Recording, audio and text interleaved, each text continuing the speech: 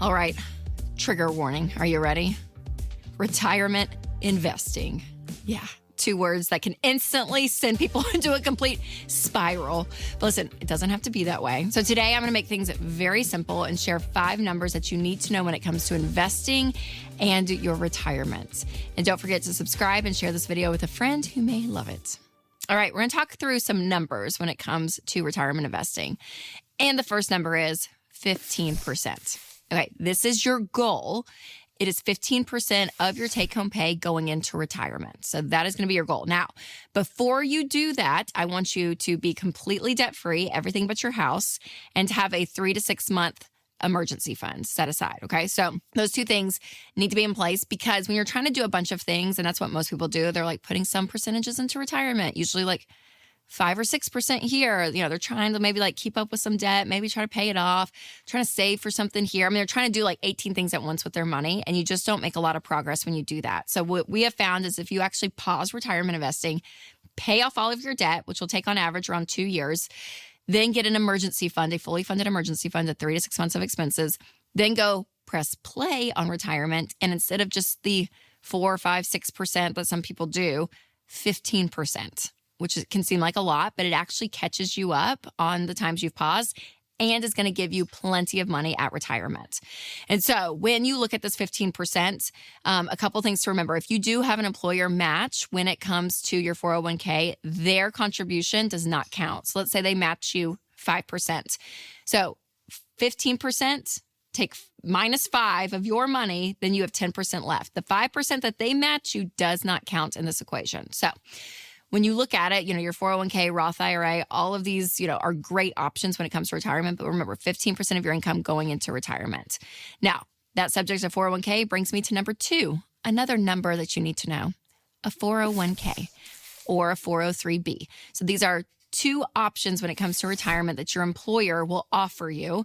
And they're basically retirement accounts. So you can put your money in, they'll invest it on your behalf, right? And then you actually go in and tell them where you want it invested into mutual funds and all of it. But that covering is a 401k, and most employers will actually match you the percentage of your income that you put in. And so it's a company benefit. And if you work for the government, it's going to be a 403b, not a 401k.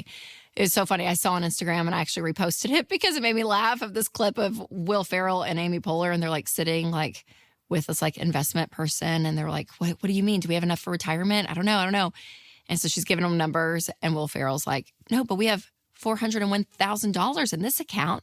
She was like, no, that's your 401k. I was like, okay.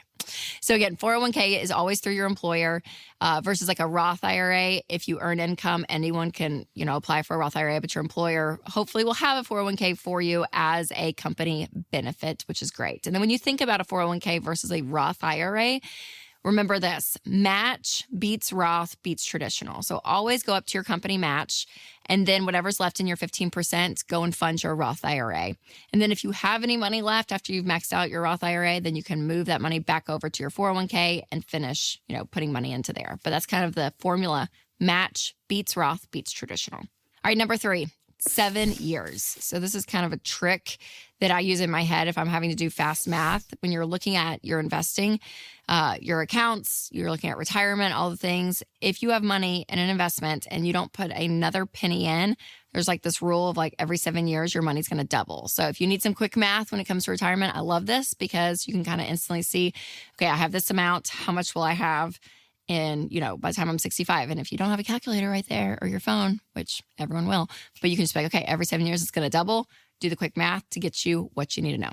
All right, spoiler alert. The 2 most controversial numbers are coming up next. But first, I do want to tell you about something that is a total no-brainer, and that is Christian healthcare ministries. When you go against what society thinks is, quote, normal, it might seem weird at first, but that is totally okay because we want you to be weird if that means you're doing things intentionally, including how you spend your healthcare dollars. And one way to be intentional is with Christian healthcare ministries. CHM isn't health insurance. They're a health cost-sharing ministry that's helped hundreds of thousands of families like yours take care of healthcare costs without sacrificing their freedom. Programs start as low as $98 a month. Find out more and join at chministries.org/budget. That's chministries.org/budget. All right, number 4, the next number to remember is a 10% rate of return. So people love and hate our rates of return that we throw out for examples here at Ramsey. Some experts will use like 5 to 7%, but you guys, that is like very low.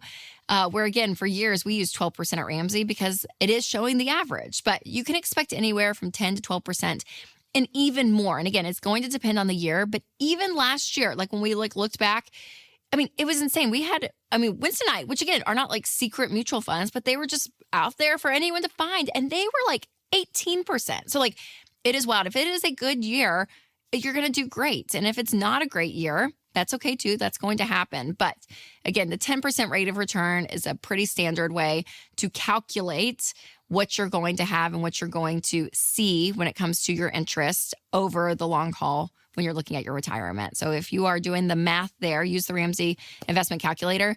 But 10% is great. But even 12% is very realistic as well. And this is one reason we also say to diversify your investments, because when you actually don't have everything in one single stock, that one stock may do great, may not. But when you diversify into mutual funds, those are 90 to 200 stock. And so it is great to see like, okay, it's spread out amongst a lot of different companies. So if the economy is doing great and doing fine, you're going to see that rate of return, which is awesome. All right, the fifth and final number to remember is an 8% withdrawal rate. So 8% is what we say at Ramsey when you go to withdraw the percentage every single year when it comes to retirement. And so there's some controversy around this because it is a pretty aggressive percentage, I would say. Some industry, say 4 to 5%. But again, you can kind of calculate and just understand that when it comes to inflation, this is what you're looking at because you're saying, okay, here's what my money's going to grow to. Here's going to be the reality of living and then, 30 years from now and what things are going to cost. And if you take money out, again, 8%, if you're making 12% on your money, you're going to be fine. But the more conservative approach is around that more 4%. So again, talk to your investment professional when you're looking at all of this, especially if you're getting close to retirement age, because that percentage is going to be important to you. Now, you can memorize dozens of retirement numbers, but ultimately what's going to give you peace of mind is having a professional guide you. So I just mentioned a investment professional, but again, having somebody that does this day in and day out is so key. So I highly recommend connecting with a SmartVestor Pro.